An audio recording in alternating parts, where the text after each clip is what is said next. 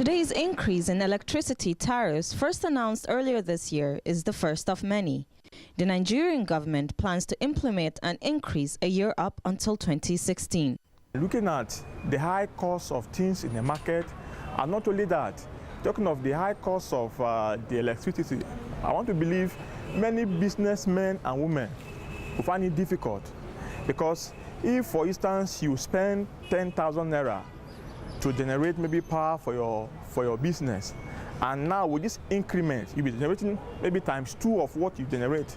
I want to believe any businessman will want to undergo a business that he or she will embark on and eventually lose. So I see many people backing out of business by the reason of this increment. The multi-year tariff order will have consumers in different parts of the country paying different fares, depending on the rating of the distribution zone.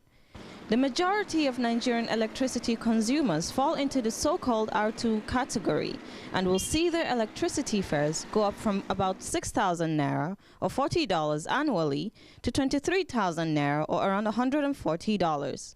This tariff increase will be matched with improvement in service delivery. Already we're talking about metering, we're talking about standardizing estimation of bills so that those who are metered, we've said that in 18 months, 12 to 18 months, we have to meter every Nigerian consumer. And the tariff is structured in a way that low-income earners, the poor, pay less for electricity with good cross-subsidy and subsidy from the government. So we can say that this tariff is already structured, the framework to ensure effective implementation is in place. A KPMG expert warns that if the current power situation does not improve dramatically by 2020, Nigeria stands to lose about $130 billion. For the time being, the situation continues to cripple business activities and deters foreign investors. The kind of business I'm running has to do with a lot of perishable items. You have to preserve them. That needs electricity. The hall has to be cooled. That needs AC. You have to cool the drinks and water. That needs power.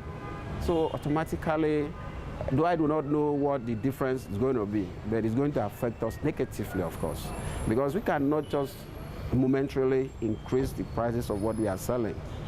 To cushion the effects of the tariff hike, the federal government has set aside 100 billion naira to subsidize electricity supply in 2012 and 2013, promising Nigerians an efficient payment system that will help the poor and rural dwellers pay less for usage.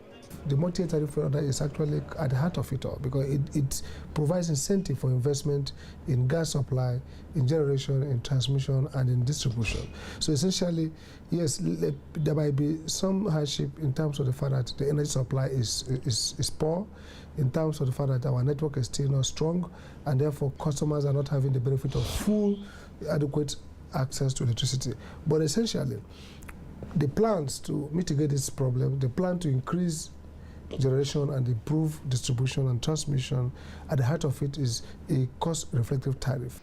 The decision has been met with serious opposition from the public. The Nigerian Labour Congress has threatened to go on strike again in protest. But with strong government support and approval from the Lagos Chamber of Commerce and Industry, it seems the new tariffs are here to stay.